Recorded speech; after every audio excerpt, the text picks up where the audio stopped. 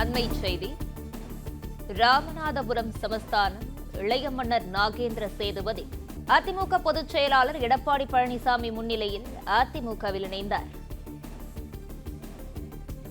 இது குறித்தான கூடுதல் விவரங்களை வழங்கவிருக்கிறார் செய்தியாளர் பிரபுராவ். பிரபுராவ், வணக்கம். கூடுதல் விவரங்களை வழங்கலாம்.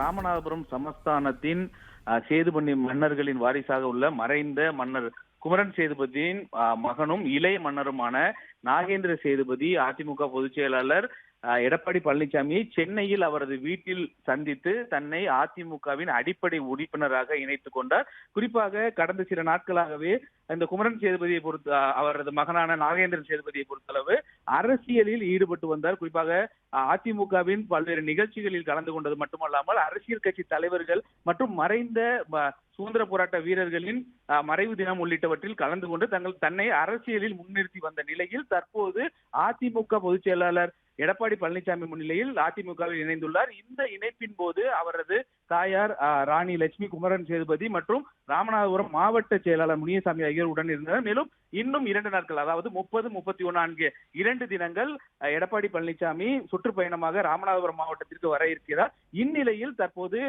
ராமநாதபுரம் சமஸ்தான சேதுபதி மன்னர் வாரிசுகளில் ஒரு இளைய மன்னரான நாகேந்திர சேதுபதி அதிமுகவில் இணைந்துள்ளார். பிளே ஸ்டோர் மற்றும் ஆப் ஸ்டோரில் இருந்து பாலிமர் செயலியை QR கோடு மூலம் பதிவிறக்கம் செய்யுங்கள். செய்திகளை உடனுக்குடன் பெறுங்கள்.